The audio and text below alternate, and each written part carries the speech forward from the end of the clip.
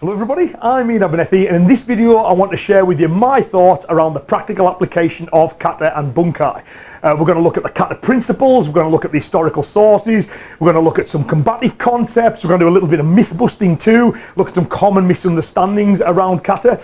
The video is going to take the form of a presentation, so we're going to dim the lights a little bit so you can see the screen more clearly, and at the end of the video I'll include all of the slides as well, so you can take screen grabs of them and then you've got a copy of the presentation for yourself. So yeah, without further ado, let's get into the presentation.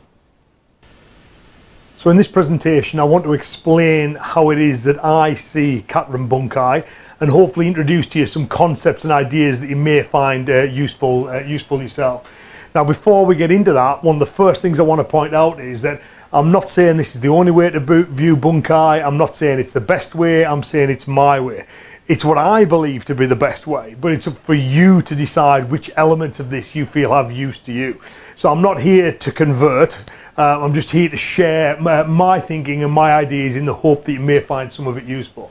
And I always like to, when I do my seminars, I often start with this quote from General Patton, that if everybody thinks the same, then somebody isn't thinking. It's right that we should have disagreement, and I have no problem with the fact that if you don't like this, that's fine. I like it, it makes sense to me, I'll explain to you why I like it and why I think the way I do, but ultimately it's up to you to decide if it works for you and your particular training goals or not. As I say, I'm not here to convert, I'm just here to share information. So when we come to understanding Bunkai, one of the first things we need to understand is, well, what's the problem that Kata is the solution to? Now, to help illustrate this, I'm going to use my Marshall map idea. Now, for those who haven't seen the Marshall map before, I would recommend that you Google my name, Marshall map, and you'll find a audiobook stroke podcast that I did several years ago, which explains this concept in greater depth. But essentially, it's to help people think about what they're training for in any given instance. So the idea of the Marshall map is we have this Venn diagram here with self-protection, martial arts, and fighting. All overlapping. So they're not the same thing, although martial artists often get them confused as being the same thing. And we need to think, okay, when we're doing any form of practice, what is it relevant to on this map? Is it solely, self-defense or solely fighting, somewhere between the two? We need to identify it on the map. So you've got fighting is a consensual exchange with a willing opponent. You've got martial arts, which are about, the health, the culture, the history, the fun of it. And then we've got self-protection, which is avoiding harm from criminal activity. Now, they're not the same thing, and it's important that we understand that they are not the same thing.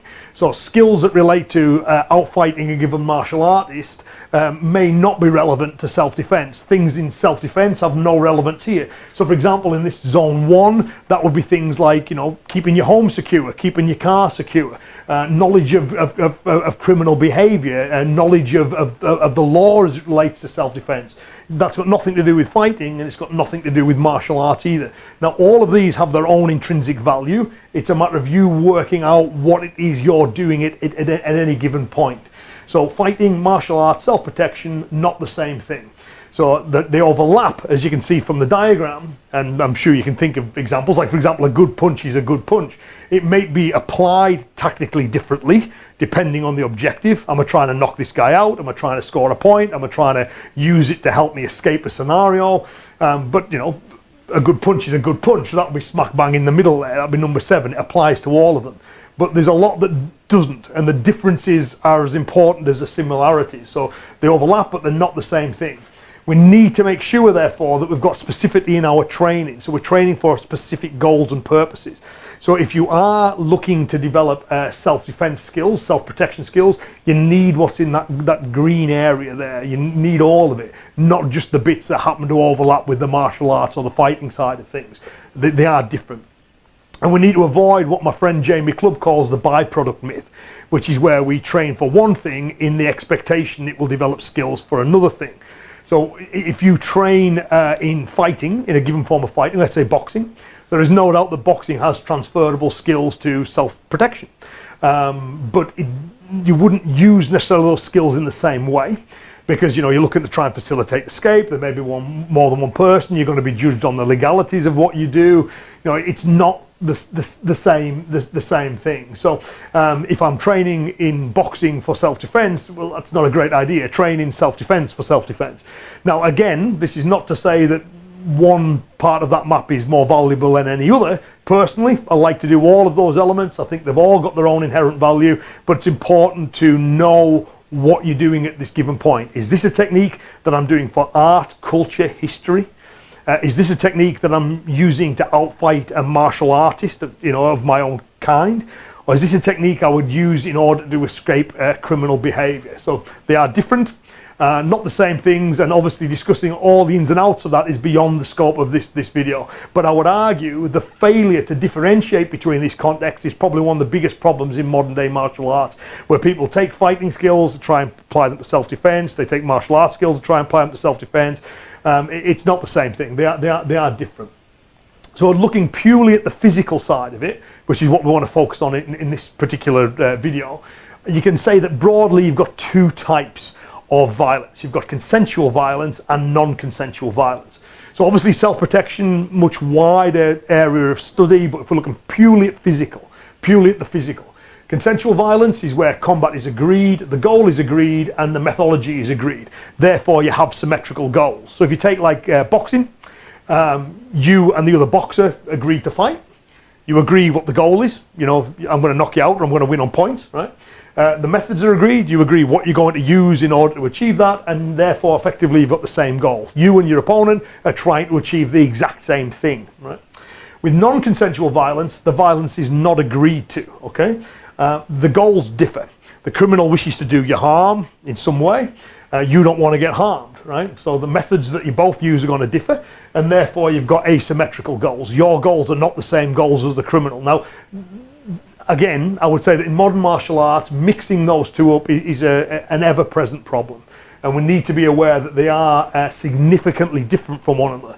And what we would use here to best effect may not fit here and vice versa. Now the key thing with this is it's not better or worse judgments, it's just different. Now again, I think this is a big problem that martial artists often have, is that always forever arguing about which is the best style or which techniques work the best and stuff. But you can never divorce what works from the context. I mean, works for what? So what enables you to win a boxing tournament won't enable you to win a judo bout. They are different. Self-defense is different too. So not better or worse, just different, and not effective or ineffective, but it's appropriate or inappropriate. So things that are effective in one context could be ineffective in another. So to give an example, for non-consensual violence, what can be really effective is, preemptively slap on the guy while he's confused and disorientated, you scream for help and you run away. Not going to win the judo tournament if you slap the guy, run away and scream for help though. So it's different, okay? They are fundamentally different. We could talk about that a lot more, but I hope that that's something that you accept, because it's effectively undeniable, right? Now, what we've got here is Anko Itosu, 1908. So Anko Itosu, hugely influential martial artist, creator of the Pinan or Heian series. If Funakoshi is regarded as being the father of modern karate, then Itosu is the grandfather, right? He was the guy who kick-started what the modern karate movement and helped, enabled it to spread worldwide. So in 1908, Itosu wrote a letter to the education department of Okinawa saying, this is why you should let me teach karate to children. This is the benefits we can have. And he talks about benefits to the military and benefits to the children and other things, right? And over in the corner there, you can see these the handwritten notes. Now, that scan comes from a book called Karate Do Taikan. Now, many years ago, I get a copy of that book. I scan the pictures in, I send it to a translation company in London, I ask them to translate it, and they come back to me saying, we can't translate it, it's an obscure dialect. So I asked them, well, can you try and find someone who could, because you stand more chance than me. They eventually get back in touch and say, yeah, we can, there's a guy in the States who can do it, it's going to cost you though. So I think it ended up, by the time I bought the book and got the translation done, it was best part of £500, I think. It's on my website for free if you want to read the thing in full. But it's an important document, but what matters for us today is this line here. Now this is the second line of the first precept, where Itosu says, karate is not intended to be used against a single adversary. It's a method of avoiding injury by using the hands and feet should one by chance be confronted by a villain or ruffian. Now what he's essentially saying there is it's not for use against a single opponent, right? So it's not for a consensual fight. It's instead of a way of avoiding injury, so not winning, avoiding injury, using the hands and feet should you by chance be confronted by a villain or ruffian, not another martial artist, a criminal. So there we have Itosu saying that the karate of his time is for non-consensual violence, not for consensual violence. Massively important that we understand that. And he's not alone in saying this either. Motobu and others also expressed this same idea. Now, of course, modern karate has expanded upon that and does include consensual violence methods too. You know, we do include, guards up, moving at a distance, but that's not within your kata, and it's not what the karate of the kata, the karate of this time was meant to address. So this is important to understand, that the karate of the kata is not for fighting a fellow martial artist, it's for keeping yourself safe from criminal action. And I'd argue that the failure to grasp this point is the biggest fault with modern approaches to kata and bunkai. Most of what I see has a karate versus karate strong flavour to it, or martial artist versus martial artist. There's a failure to understand the nature of criminal violence, what it involves, and therefore what the most effective solution to it is. Now again, when we're talking about what's the most effective solution to criminal violence, that doesn't mean what's the most effective overall, right? Because again, it's always context specific. It's using the right tool for the right job. So if I want to put paint on the wall, the tool I should use is a paintbrush. If I want to knock a nail in, I should use a hammer. Get them the wrong way around. And it's not that paintbrushes are ineffective, it's just they're not going to knock nails in very well. Nor will a hammer help you put paint on the walls, right? It's using the right tool for the right job. And I would suggest for all martial artists, you can study all of it. Do the stuff that you like doing for outfighting another martial artist. Do the stuff that you find culturally interesting, that makes your body feel good, that you enjoy the artistic expression of. And then also make sure you've got the self-defense skills in place too. It's more than just the physical, although we're just talking about the physical today. And again, the key thing is the skills you would use there need to be relevant to avoiding harm when faced with the criminal element. So now the key differences between consensual violence and non-consensual violence are the fact that it's closer, it's faster, and there's a lack of a complementary skill set. So if we just break those down. So when most martial artists fight each other, they will fight each other from a distance they find mutually useful. So for example, most boxers will be slightly outside jabbing range, right? If you're a karateka, slightly outside kicking range. So we kind of agree a distance that kind of works for us. We end up further apart. Self-defense wise, it's within arm's length. You know what I mean? It's going to be close. They'll use dialogue, deception, aggression, whatever it happens to be, to get close enough to do whatever they want to do. So it's going to be close. It's also going to be faster. Now that can sometimes seem a bit weird to people, because surely the criminal's not faster than the highly trained martial artist. But what I'm talking about is the rate of fire. Right?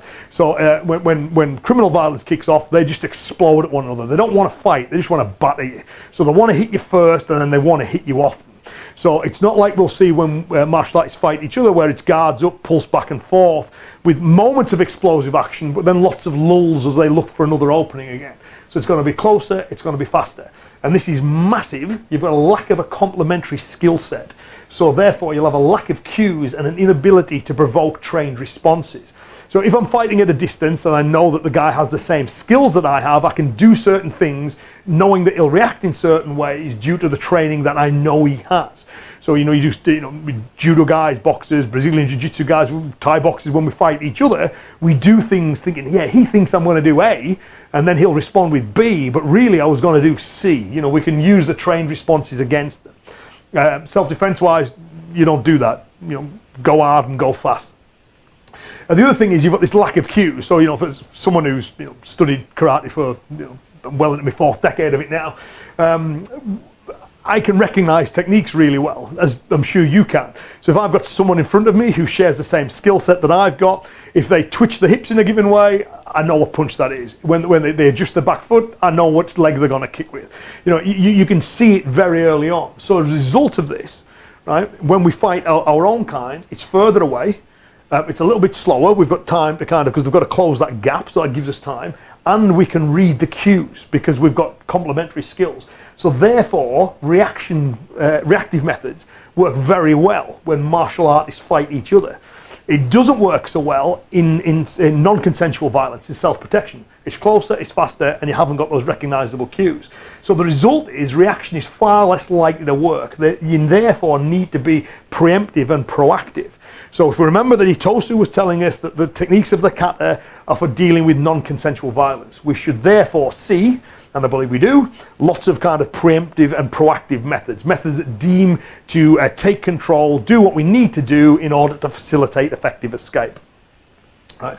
So first thing, I just want to talk about this idea of no first attack in karate, because ideally, when we realize this is going south during the dialogue stages of a potential situation, we want to preempt. So we want to hit the enemy while they're confused, where they're disorientated, alarmed, stunned, whatever it happens to be, we get out of there. Right? So we're not talking about landing a strike in order to win the fight or to hit him with another 30. This is part of our escape skills. Now again, this isn't the nature of this video, but often martial artists have a really bad habit of thinking that escaping is running away.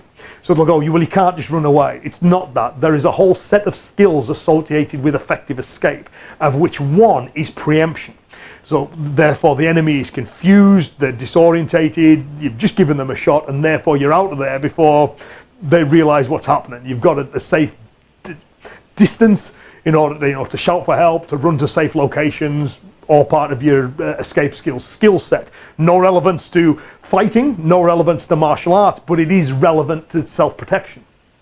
So no first attack in karate. So within karate we have this rule, karate ni sentanashi, there is no first attack in karate.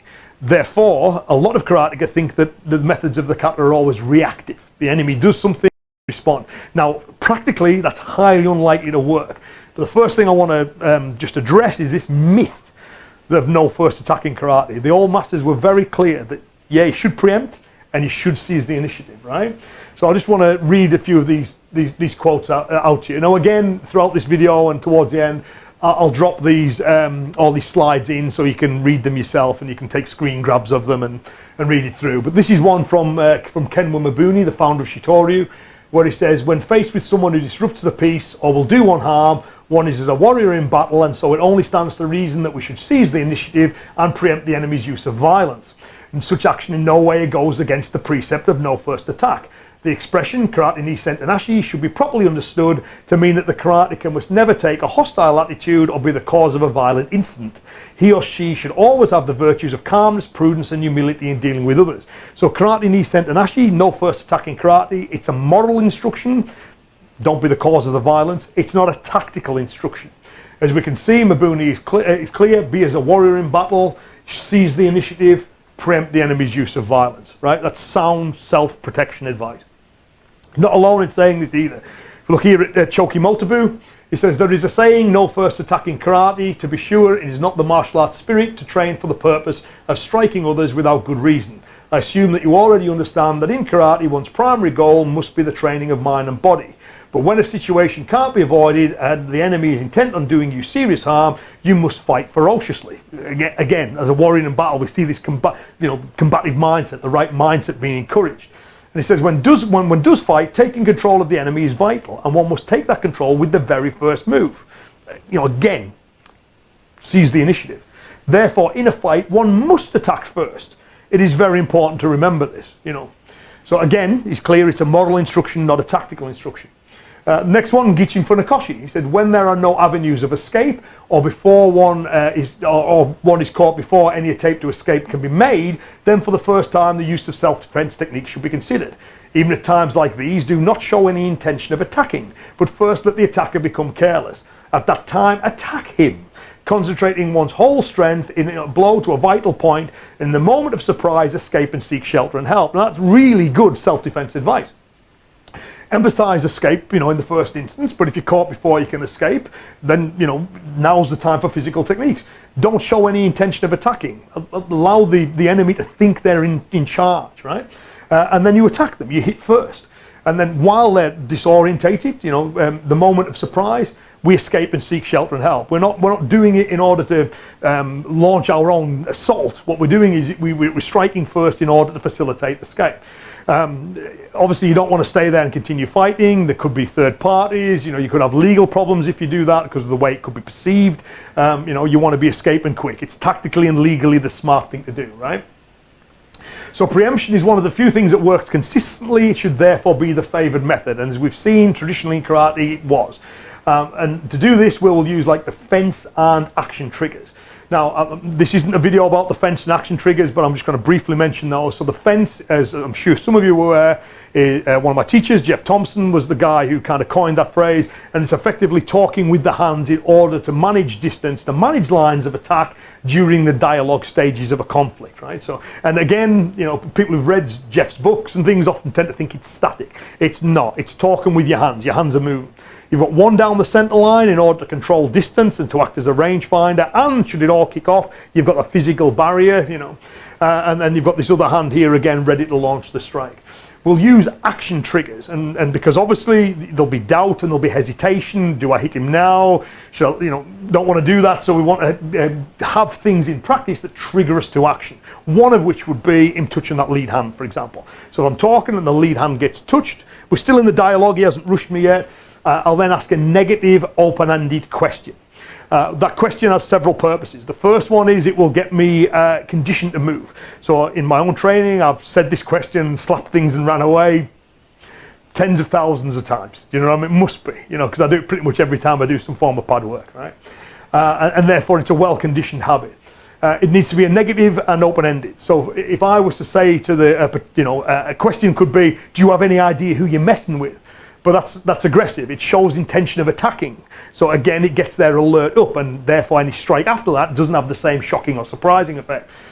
So it needs to be something negative, you know, something passive. We also need to make sure that it can't be answered quickly. So if I go, can we talk about this? He goes, no. The instant he goes, no, his brain's no longer engaged. I've missed my window of opportunity. If we go, why can't we talk about this? Again, he has to think of an answer, right? And while he's thinking of that answer, that's when I slap him, because I've conditioned myself to go at the end of that question. So he touches the hand, or does some other thing that makes me, you know, drop into it, you know. I'll do the why, the hand movement will be hidden. So I go, why can't we talk about this? They don't notice I've primed that hand ready for the slap. If I go, why can't we talk about this? He spots something's up. Or if I go, why can't we talk about this? He spots something up. But if I hide the hand on the why can't we talk about it? Doesn't even realise I've moved it off the side. I will then slap to the side of the face. Personally, I like the slap. The great thing about the slap is legalities. It's got low third-party perceptions. It's not perceived as being violent. It has a massive stunning effect, not likely to break jaws in the same way that a punch might. So legally, I prefer it. It has that stunning effect, so it has great efficiency in my view, and it also, as I say, has lower third-party perceptions. So again, so much more about that we could talk about, but that's the essential idea, right? So this is consistent. The fence and the action triggers are consistent with what the old masters asked us to do in order to avoid violence, right? So what the kata deals with, the rest of the martial art, if you like, the rest of karate of this time, is that actions we can take when avoidance, de-escalation, preemption, etc. have all failed. And we take these actions in order to facilitate escape, right? So this is what the kata is about. It's the things we do when we haven't been able to avoid, we haven't been able to de-escalate, we haven't been able to preempt, or the preemption has failed, and then we're then in a situation where we need to use other physical methods in order to facilitate our escape. That's what the kata is all about. And if you're going to understand kata, you need to understand that's what it's all about. So, a couple of things that work well from a self-protection perspective. Be proactive, not reactive. If you try and react to what the enemy's giving you in a self-defensive scenario, it'll hit you 5 times before you've even thought about blocking, right? What you need to make sure that you do is you need to make sure that you take control of the situation, and that needs to be encouraged in practice. This isn't a duel. Or like two martial artists when they fight. As Peter Constein, another one of my teachers, makes the analogy that when two martial artists fight, it's like an advanced game of chess, right?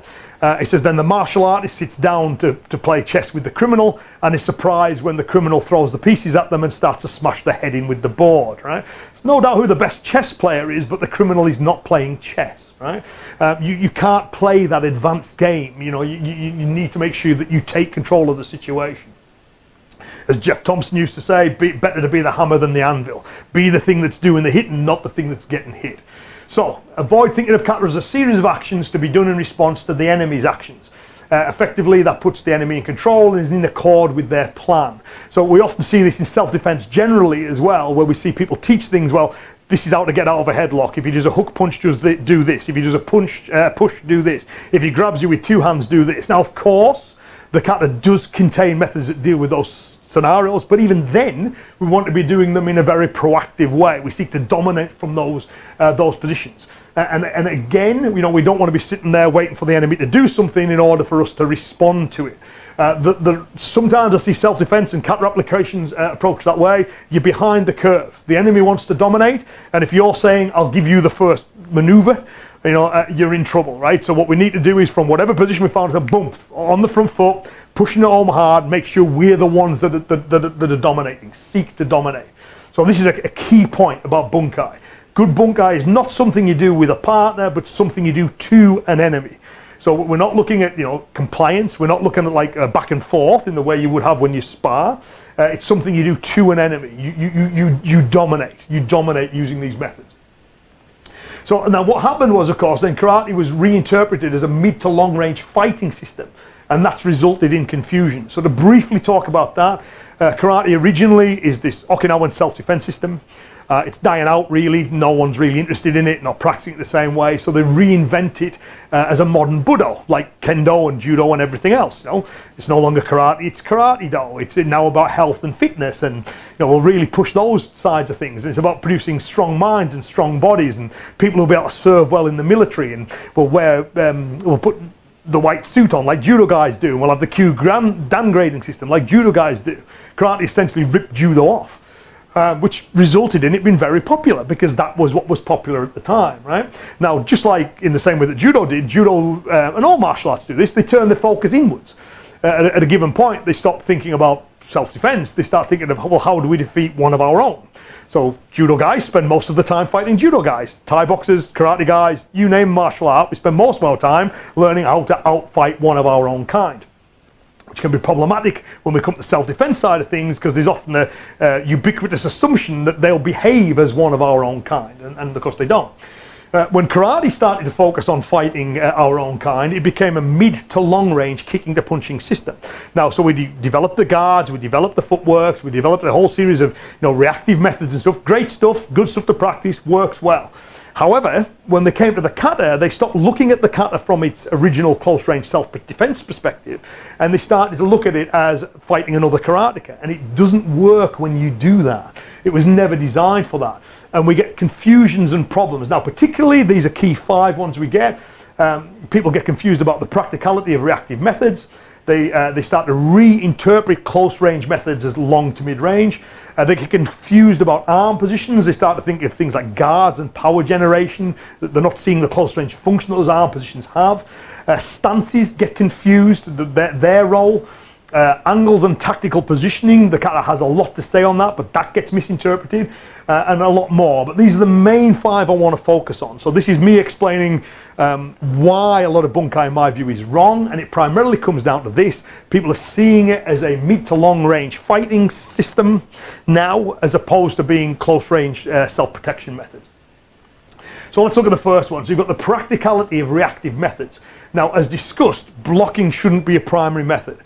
Train blocking, you know, you don't want to be that guy who sees the punch coming but does not stop it, right? Train blocking, but it shouldn't be a primary method. If your self-defense always begins and then I block and then I block and then I block, I've got news for you, it'll have hit you 4 times before you've got that block off, right? Well, you should still practice it, but when it comes to defensive methods, if you haven't been able to get on the front foot, you haven't been able to preempt, you're not able to dominate, what does work well is covering and crashing. So effectively, you know, you protect the head or you dive in, and we see this a lot within the kata, and once you recognize it, loads of katas begin with these kind of things, the hands coming up, or we see like the Funakoshi here doing kankudai with the arms jumping up like that. So this here, there's a little drawing, which again, I don't know if you can see clearly on this screen, I guess it depends what you're watching it, but I'll put all these slides at the end so you can look at them in detail. But this is a drawing from the Babishi, this old Chinese text that greatly influenced the old masters. And this guy here, the poem says, like a golden lion swiping with his paw, this man will lose. This one here says, like 2 dragons playing in the water, this man will win. See how he's got the arms locked like that, head ducked down, chin down, diving forward. Again, kankudai, kata, same thing, okay? Fire those arms up, move in, and this is me doing that application there. Some of the older versions of the kata does actually lean when it's done. Modern Japanese versions, they tend to be a little bit more upright. Although they still look up, which of course if you're leaning forwards, that look up, if you lean forwards, that look up would be looking forwards. We also see katas that begin with these kind of things, you know, so again, covering the head up and then crashing in. So covering and crashing works well. Blocking doesn't work well because of the aforementioned reasons about, you know, time, distance, and the lack of cues. So fundamentally, when we're looking at kata, if we're going to understand it, we need to seek to create advantage, maintain advantage, and exploit advantage. And it's my view that those three things there, seek advantage, maintain advantage, and exploit advantage, or create advantage, every single kata movement should do those, right? Every single one of it. You're not looking for a fair fight, you're not looking for a mutual exchange, you're looking to give yourself an unfair advantage and exploit that unfair advantage until you can escape. There's John Steinbeck quote, he said, you know, if you end up in a fair fight, your tactics suck. It's a quote we have on the back of my club t-shirts. It's true, we don't want that. So there's, you know, one thing, don't overestimate the effectiveness of reactive methods. Doesn't really work well, therefore when we're trying to understand kata, we need to understand that that's the case. Not a lot of reactive stuff in there. Another problem we have is the reinterpretation of close range methods. So things that were designed for use at close range, people reinterpret them as mid to long range methods, and they're often not very successful in doing this. So kata does contain a lot of close range striking, trapping, gripping, locking, throwing, strangling, etc. within the context of non-consensual violence. So we're not seeking to get, you know, you grapple a grappler or submit a fellow martial artist here. These are the things that may fall into that self-defense category that will be relevant to the self-protection. So here's a quote from Funakoshi where he said, in karate, hitting, thrusting and kicking are not the only methods. Throwing techniques and pressure against joints are also included. All of these techniques should be studied referring to basic kata. So there's the father of modern karate telling us that we've got throws and joint locks in there. However, he goes on, he said, one must always keep in mind that since the essence of karate is found in seeking to end the confrontation with every single strike, and one should never be grasped by or grapple with an opponent, one must be careful not to be defeated through concern with either throwing the opponent or applying a punishment hold. So again, this is sound advice. What he's telling us is favour the striking, get away if you can, avoid being gripped. Now of course, at close range, hard to avoid being gripped, right? But we would never seek to deliberately grapple, because once you're tied onto one guy, especially if there's more than one person, you're in trouble, your mobility is reduced, your ability to escape is reduced. So we don't want to grip, we don't want to grapple, but we acknowledge there's a good chance that happening, and we need the skills in order to navigate that range until we can escape. So there's a hierarchy of methods there, and it's definitely geared towards the self-defense side of things, but there were there, you know. Now what's interesting, of course, is as karate developed and turned in on itself and started to concentrate on outfighting other karateka, the throwing got lost. So there's a lovely quote here by Igami, who's a student of Funakoshi's. So he said, there were also throwing techniques in karate. Throwing techniques were practiced in my day, and I recommend you consider them.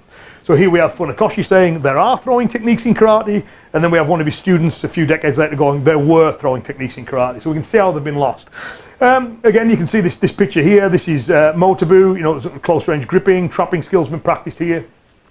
And again, I'm not sure how clear this will be on the screen they're all looking at, but this is a photograph of Gichin Funakoshi teaching in Wasada University in the 1930s.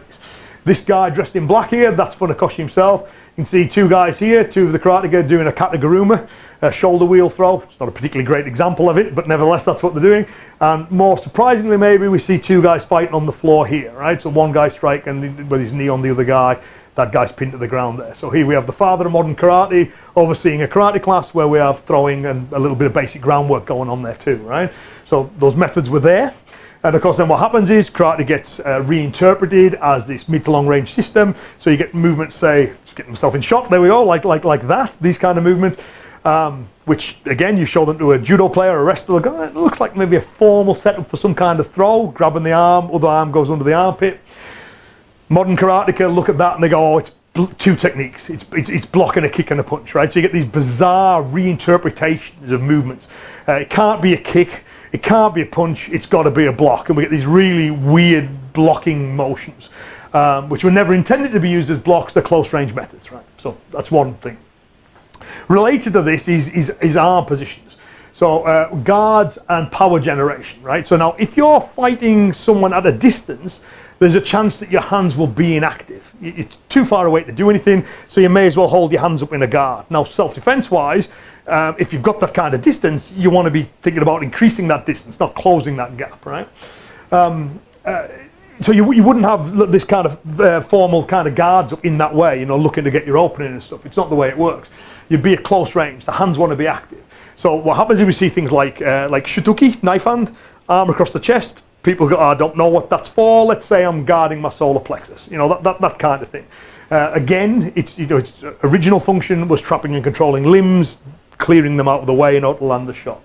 The other one, of course, somewhat controversially I've found, is the idea, oh, you're pulling your hand to your hip to help with rotation.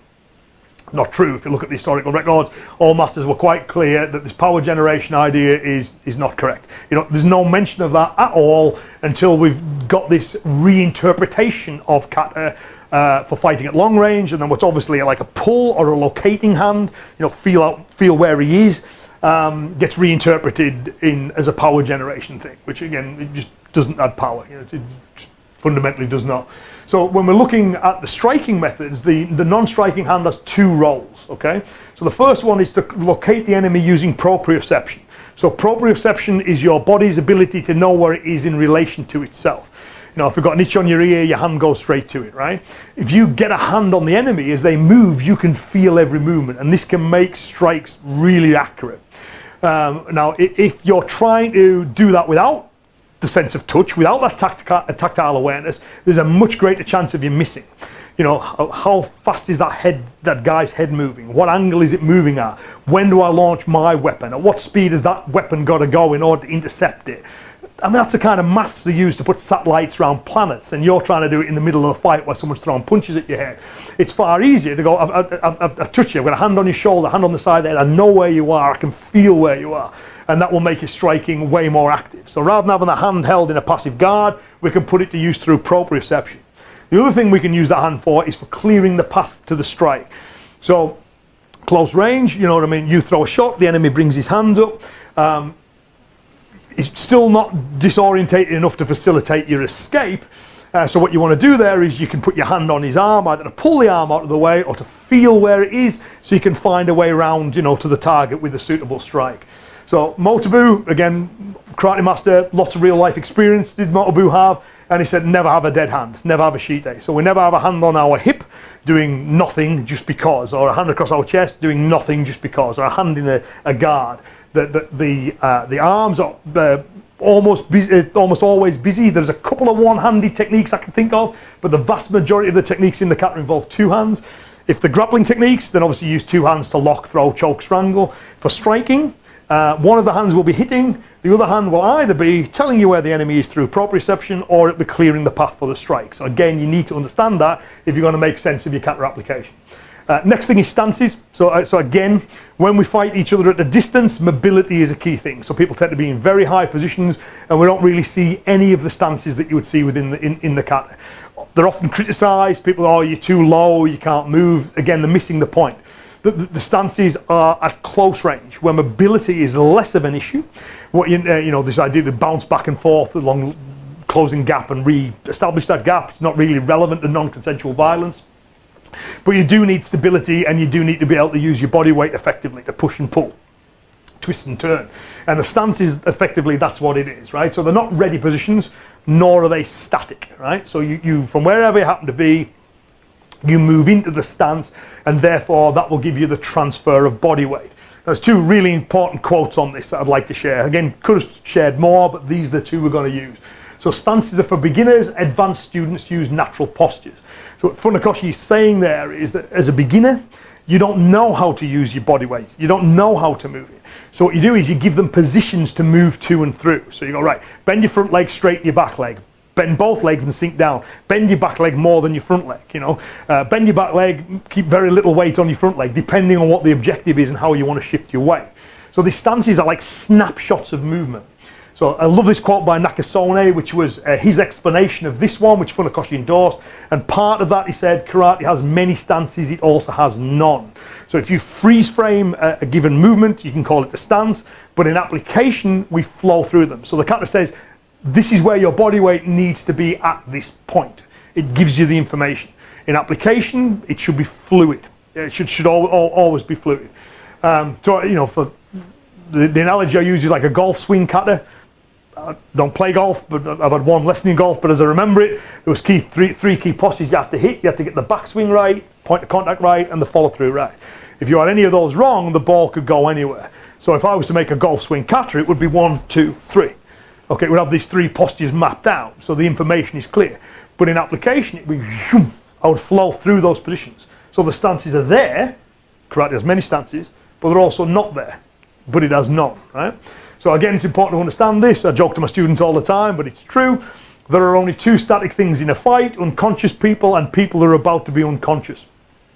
So the stances are relevant, they're important, they're practical, but they are mapping out positions that we need to hit. But when we hit them, we do so continuously. So there's continuous movement. We're never static or still, because that makes us obviously a moving target. And if we're still, we're not doing anything to the enemy, right? So yeah, stances. Again, if you understand it from close range, it all makes sense. If you're thinking of long range, these positions don't seem to make sense. This is a big one, right? So angles and tactical positioning. So massively important that you understand that you are not turning to face a new enemy, right? Now, again, I believe this misunderstanding comes from this mid to long range reinterpretation. So if I'm fighting a fellow karateka at a distance and I move across, then they move with me. So we're kind of moving around all the time, but that line is pretty much always kept straight. We keep our weapons pointing at one another. Now, when you get close range, you do a slight shift to the side and you can get those angles, right? Now, and again, this is clearly established in the record too. So there are other quotes we could have used. There's Taguchi's, Miyagi's, Motobu talks about it briefly too, but this is probably the clearest one here. Oops, go back one.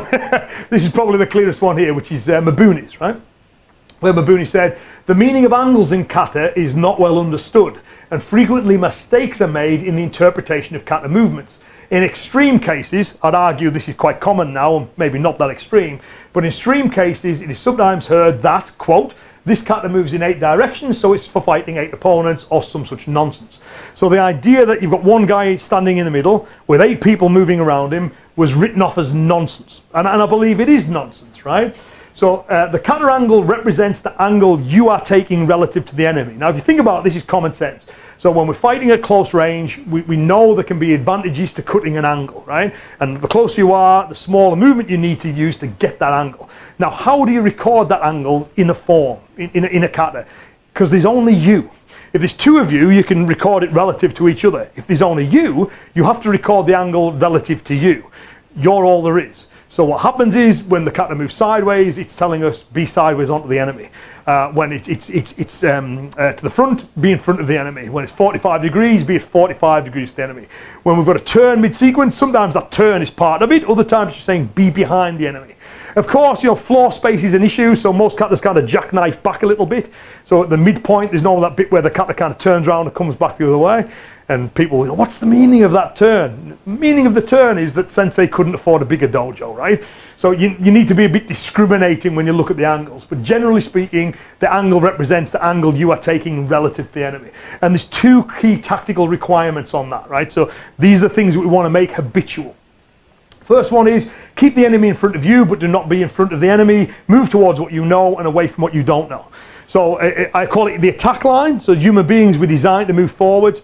Everything that's in front of me here, that's when I can strike most effectively in that direction, right? The further it gets out, the less effective my striking becomes. So, to give myself an unfair advantage, I want the enemy in front of me, but I don't want to be in front of them. So every time we see an angle taken in kata, that's one of the things we do. We're trying to keep the enemy in front of us, but move away off the attack line of the enemy. The other thing we do is we move towards what we know and away from what we don't know. So if I've made contact with his arm, I'll move towards that arm and away from the one that I don't have a tactile awareness of. So again, there's thousands of examples. Look at all the videos I put out, and you'll see this happens consistently. Now the thing for me is, if you've read my first couple of books that were written about 20 odd years ago, I talk about these angles there, but I didn't know this then. I wasn't aware of this Mabuni quote, right? It was just something I'd worked out through common sense, and it had proved to be a very effective key in understanding kata. Years later, when I do a bit more research, I find these quotes and go, yes, the old masters were saying the same thing all along, right? So, common sense. So, when we're looking at kata, if we're going to make it as basic as we can, there's 3 key things. These are my big 3 when it comes to understanding what the kata is showing us. Now, there are others, but these are the big 3, right? So the first one is the stance, because the stance will tell you how you need to shift your weight on whatever the given method is. The angle of the kata will tell you your position relative to the enemy. Are you in front, are you at 45 degrees, are you to the side, and the arm position will tell you the method being applied. It could be a lock, a throw, a choke. because they were part of the kata too. If it's a strike, then the non-striking hand will be telling you where the enemy is through proprioception, or it'll be clearing a path for a strike. So armed with those three, someone shows you a motion, you want to understand what that motion is, look at the stance, look at the angle, look at the arm position, and you're 90% of the way there to understanding what the kata's trying to tell you. So long as you understand that all of this is from the context of non-consensual criminal violence, right? Now, so having established all of that, the next thing I want to talk about is the kata process, because I think this is another huge mistake that martial artists make when it comes to understanding kata. They think of it as a thing on its own, but it's not. The kata is part of a process, which is what I want to demonstrate now. And to have its value, it needs to be part of that process. So for those of you like me who, the traditional, all martial arts are great, right? You find the one you love, but for me, it's the traditional ones that really appeal. Right? I can't really say where that is, but I just find them, really enjoyable, and there's something about them that I love. So to get my self-defense component out of that, the kata's going to give me that, but I need to understand the kata process for that to work, right? So you've got 4 elements to it. You've got the solo form, you've got the Bankai Applications, you've got internalizing the underlying principles so we can adapt and vary, and you've got gaining live experience of doing it, or kata-based sparring. I'm going to explain each of those in turn, but just before I do, vast majority of karateka do the solo form. A smaller number do the Bankai Applications. An even smaller number than that understand that the katas, those bunkai are meant to be an illustration of principle. They don't internalize the internal principles. And even those that do that, fewer do that one there, right? So do live experience. So with each of these, we tend to find less and less karateka present. Traditionally, you're supposed to do all of those, and when you do all of those, that's when kata really works, right? So the first element we've got is the solo form, the kata itself. Now, it's got 3 main jobs. Its first job is continuity of information, right? So one thing with that, it becomes the spine from which our practice is based. Everything else branches off from that, right? So it's what everything else hangs on. So within a traditional dojo, that is the role that kata plays. It's the central hub, and that will continue, through the generations as well. So it provides continuity of information and a way to organize that information. What it'll also do is it'll provide a supplementary form of solo practice. Now, the solo form is vital, but it needs to be part of that process. So on the days where you haven't got a training partner, you can do the kata. Then you're doing the movements, the breathing, the visualization. You're doing a practice which will support your partner work, but it's not an alternative to the partner work. Indeed, it can only have its value if you're doing that partner work, because then you have those experiences that you've done with a partner to relate to when you're doing the visualization, which is what we'll come to now. So, and this is a vital one within the traditional framework, is that the kata gives you a chance to do things with visualization and intent. So if you're training, you're always, hopefully, trying to look after your training partner, right? You may smash the pads with your elbows, you don't smash your partner's face with the elbows.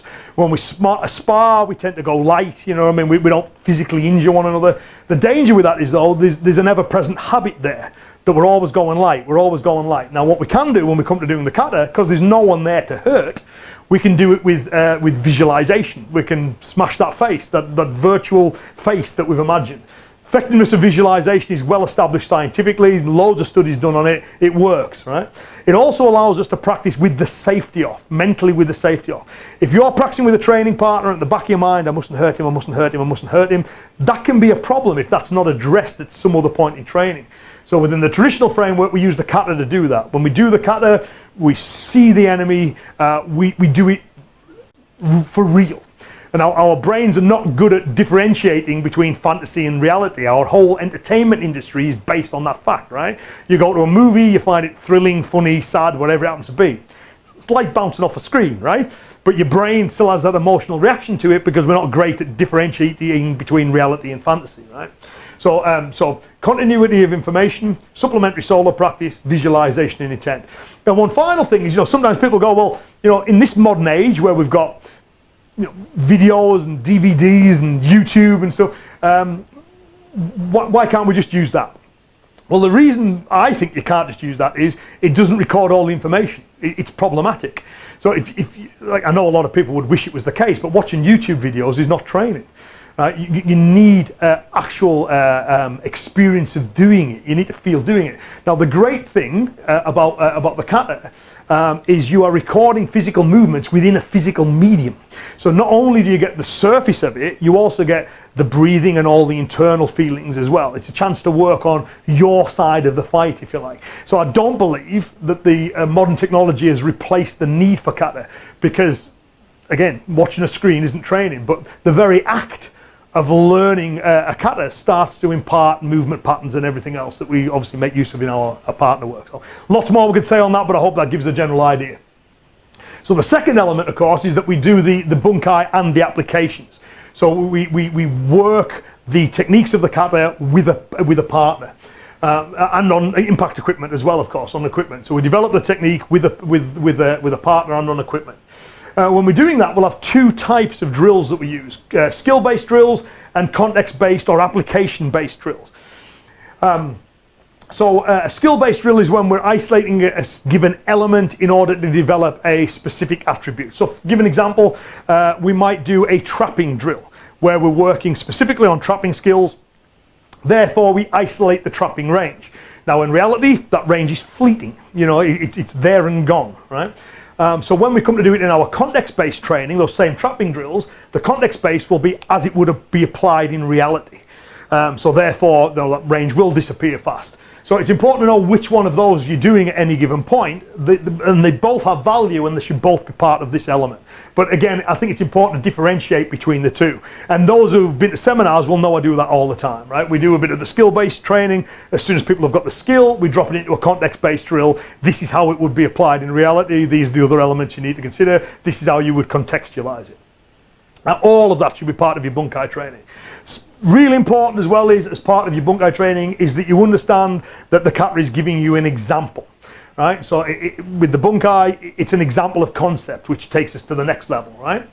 So what we need to do is internalize the underlying principles so we can adapt and vary. We need to see beyond the kata example to the underlying principles. So that's common critique of kata, that, you know, oh yeah, but you know, it's never going to be exactly like the kata in a real fight. Well, yeah, we know this. You know, the kata is an example of concept. So to give another example of the same kind of idea, if you can remember back to when we were at school, in your maths book, it may say, okay, here's a kind of problem. Here's like quadratic equations, probabilities, fractions, whatever it is. And then it goes, right, okay, here's 2 or 3 we've done for you. From those 2 or 3 examples, you get how this works, you get how it solves, now do all the rest, right? So to give a very basic example, let's say you're a really young child and you're teaching them addition. So you go 2 + 2 is 4. Now there's 2 ways the child can learn that. Firstly, they can understand it's an example of addition. And then they look beyond the example to understand what addition is. Or they can just memorize it by rote. If they memorize it by rote and someone goes, well, what's 2 + 2? 4. Okay, what's 2 + 3? The second number's wrong, it's supposed to be a 2. And we see martial artists do that. No, it's too tall, the angle's different, you were pushing instead of pulling. If something changes, they're not able to adapt. Now, if you understand addition, to run with the analogy, when it goes 2 + 3, you go, it's 5, right? Or any 2 numbers you can add together because you understand what addition is. So the idea of the kata is it's giving you an example of concept, a principle. And this is not well understood, but it should be, because it's just everywhere in the literature, right? So I'd like to read these out to you now. Again, if you want to read them, I'll put all the slides at the end. You can, you know, take a screen grab of it and you can read it till your heart's content. But let's start with the first one. So this is Utsuka, the founder of Wadaru. He said, it's obvious that these kata must be trained and practiced efficiently, but one must not be stuck within them. One must withdraw from the kata to produce forms with no limits, or else it becomes useless. It's important to alter the form of the trained kata without hesitation to produce countless other forms of training. Essentially, it's a habit. Love that line. Essentially, it's a habit created by over long periods of training. Because it is a habit, it comes to life with no hesitation by the subconscious mind. Again, we're not slavishly following the kata. We're trying to produce forms with no limits. What we're trying to do is create things that are habitual and will be freely applied. Brilliant quote from Utsuka. We've got Mabuni here saying the same thing. He said, to create 2-person drills containing all the variations of all techniques is impossible. If one sufficiently and regularly practices kata correctly, it will serve as a foundation for performing, when a crucial time comes, any of the innumerable variations. Variations are supposed to be part of the process. However, if you practice if you only ever practice the kata of karate, and if that's all you do, and if your other training is lacking, then you will not develop sufficient ability. So again, there we have Mabuni saying the kata is supposed to be part of a process, right? Again, loads of these. So another one from Mabuni, a kata is not fixed or immovable like water. It is ever changing and fits itself to the shape of the vessel containing it. I've got a coffee mug with that on. Which, it's just a lovely quote, right? So and again, next one, Motobu. We must understand the principles of the kata such that we can bend with the winds of adversity. It's supposed to be adaptable. The kata is an example of principles. Always perform the kata exactly. Combat is another matter. So Funakoshi is telling us, be precise when you do the kata, because we want to develop that high level of body awareness. We want to keep our sword sharp, our body under our control. But in combat, it's not exact. It's free flowing, right?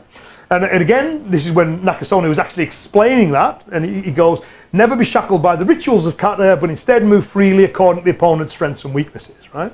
So when we do the kata, it wants to be exact and precise. It would be no good if the student just did whatever they want. So they do the first one and their arms up here. And you go, wow, your hand's high. Yeah, I'm imagining a high, tall opponent, sensei. Okay. And then they do the next one, it's way down here. Well, hang on a minute, you're low there. Yeah, this guy's slightly shorter, sensei. And you can go on like this. So at some point you go, well, is that true or are you just bad? So within kata we go, no, we want the hand exactly here. Different schools and different groups have different katas that they use as a datum. It doesn't matter, because it's all adaptable, but you choose your version of the form and you go, this is how we want it done, and we want it done precisely. So we develop that high level of muscle awareness. But in application, it's supposed to be fluid and adaptable, as we've seen. So this is a key vital point when it comes to understanding kata. We do not use the kata, the bunkai, or the drills in combat. What we do use are the habits, internalized principles, that the kata, the bunkai, and the drills have given us. So when people talk about you won't use a kata sequence exactly as it appears in the kata in combat, we know. It's not supposed to be used that way. What we're doing is we're trying to internalize habits. So to give an example, when we talk about the tactical positioning and the angles, through our bunkai training, we understand this principle of keep the enemy in front of you but don't be in front of the enemy. We've drilled it a lot in our bunkai, in our partner drills.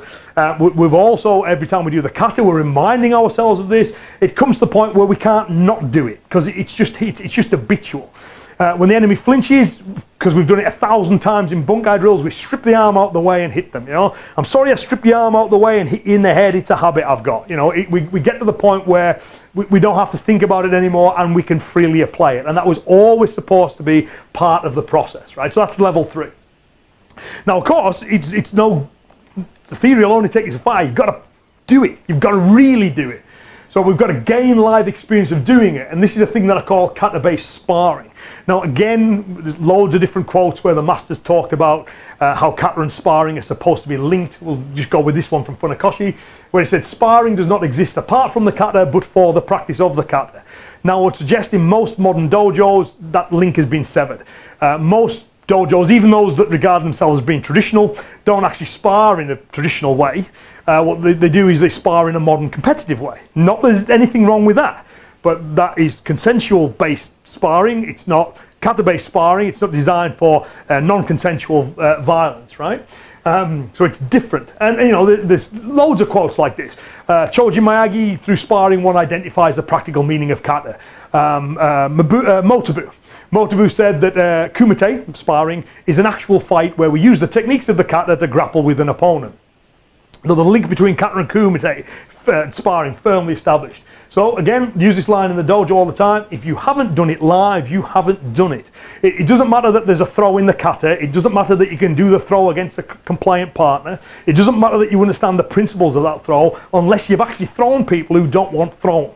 Right? At the point that you've done it against someone who doesn't want it done to them, then you can do it. And the weird thing is as well, that supports all the other stuff, because when you come back to doing the kata, this movement, when you do the kata movement, it's a time to mentally and physically rehearse things that you know you can work.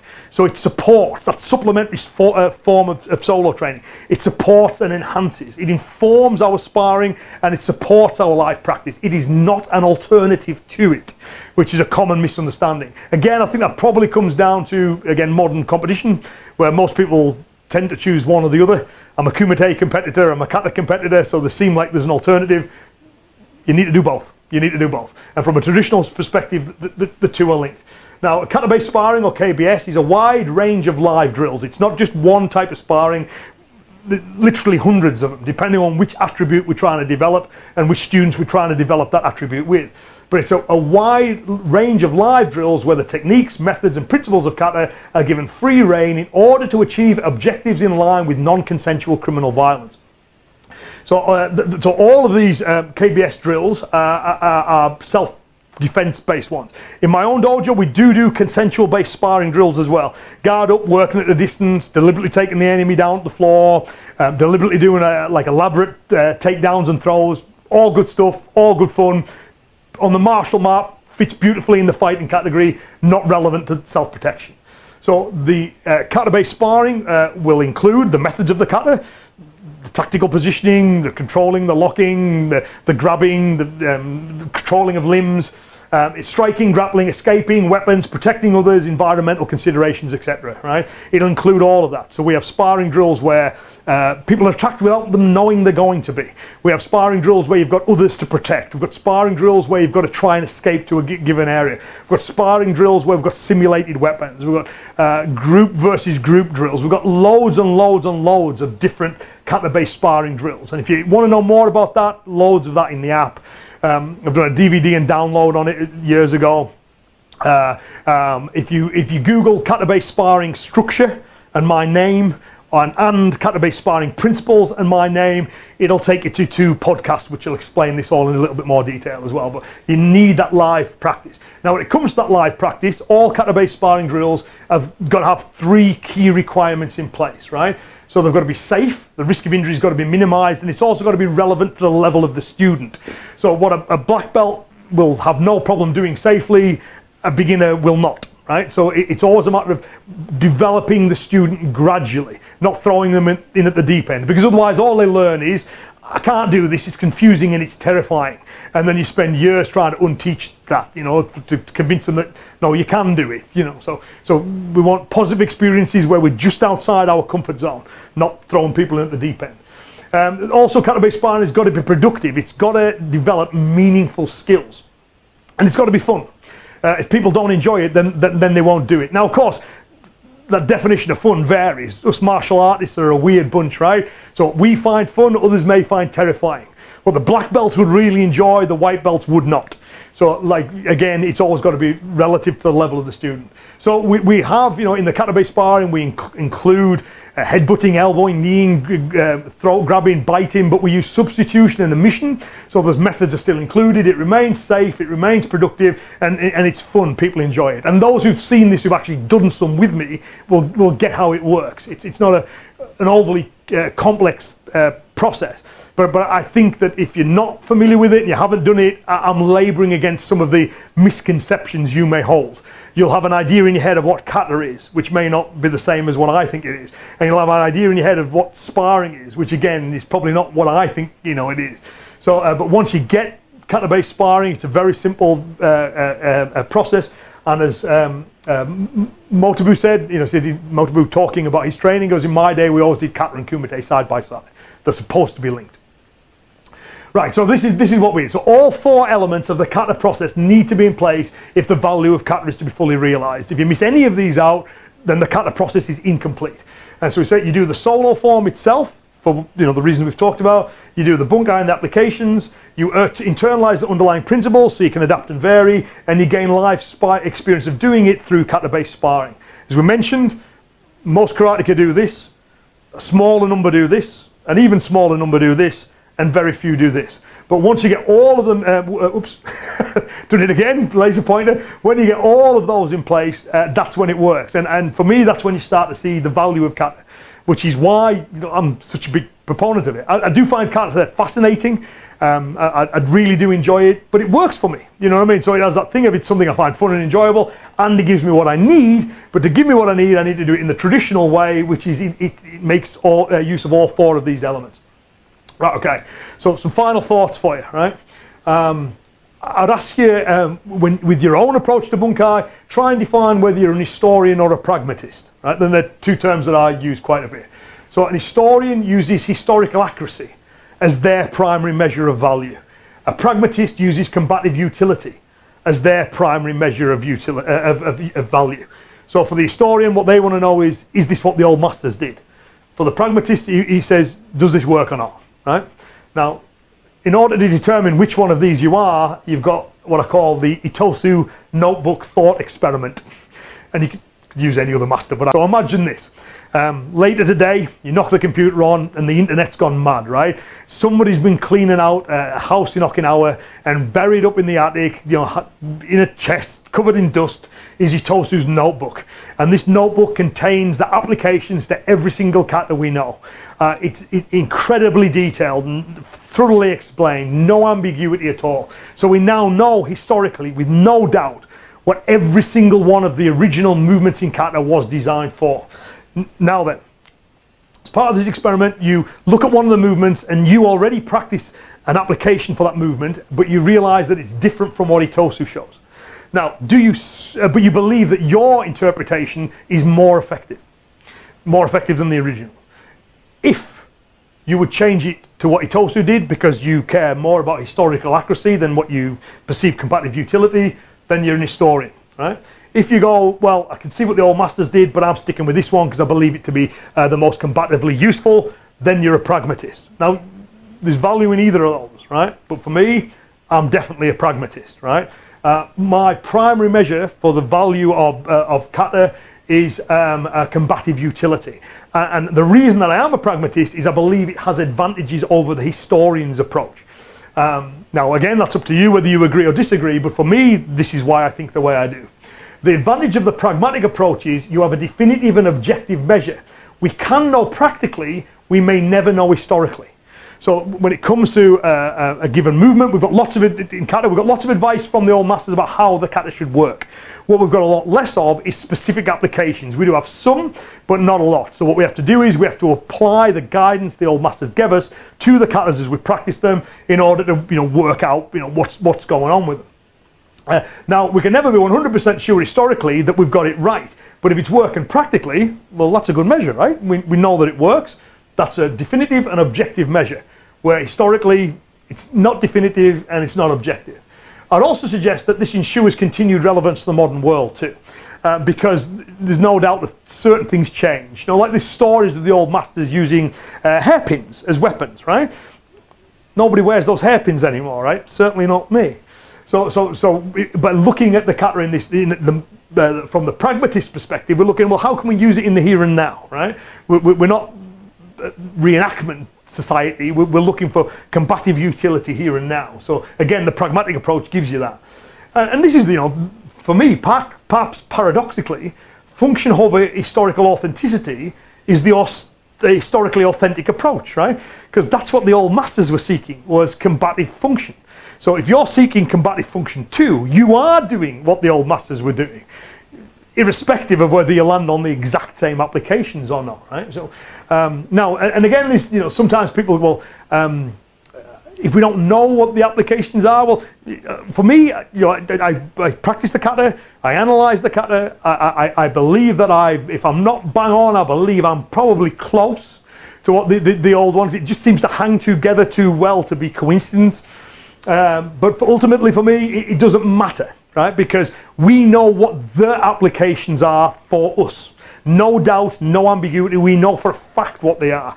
And we're using those applications in the same way as the old masters did. Now, when I say we know for a fact what they are, I mean we know for a fact what they are for us, right? That may not be what they were for them, which again, is the advantage of the pragmatic approach.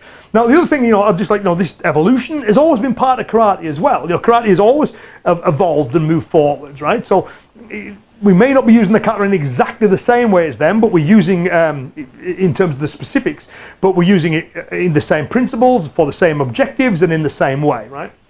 But, you know, his lovely quote from Funakoshi: times change, the world changes, and obviously martial arts must change too. Karate is not supposed to be preserved in amber.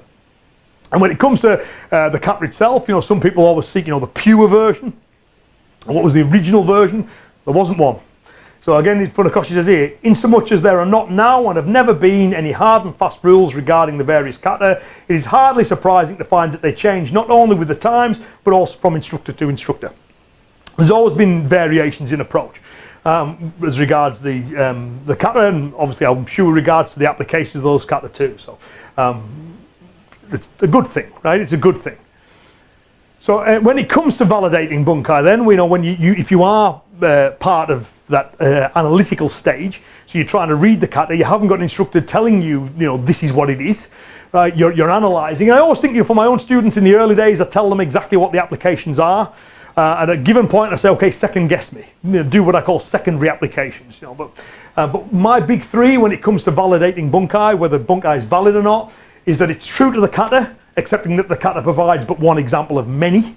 So little variations are okay, because combat's going to enforce those variations on you anyway.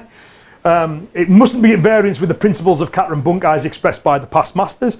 So while I am a pragmatist and not an historian, I will use this historical information to inform my understanding of kata, which I found very useful, and therefore, it's this that's convinced me of the utility of kata, and crucially, it works. So now it could be that you'd have two different applications which both fill both of those. You might have one which is true to the kata, it's not at variance and it works, but it's not the same as mine. And I liken this to, it's science. When you've got a scientific theory, essentially what the scientific theory does is it explains all the information and it can make predictions.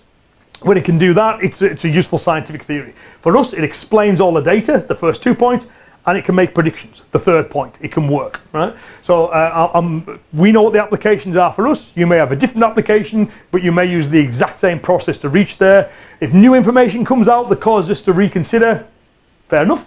If it doesn't, until that point, that's a valid theory. And just as in science, it's acceptable to have more than one theory, so long as they, to me anyway, so long as they explain all the data and they can make predictions, that it works. So I hope you found this of some use. I'm sure it will have raised as many questions as it answered. There is lots to this topic, which is why I've spent 20 odd years writing about it. But nevertheless, I hope that's interesting. I hope it gives you some avenues to explore in your own pursuit of applications, to understanding kata. Again, if you don't want to do kata, you don't have to. If you don't want to do bunkai, if it's like that, you don't have to. If you have a bunkai approach that's different from mine, that's fine. But me, I've done my research, I've done my due diligence. I'm convinced of the value of kata. I believe in its utility. It's proven to me it works, and it works based on the approach that I've shared with you now. But again, I'm not here to convert. I just hope that some of what I share with you is useful to you in coming to your own understanding of kata and bunkai. So yeah, thanks very much for watching.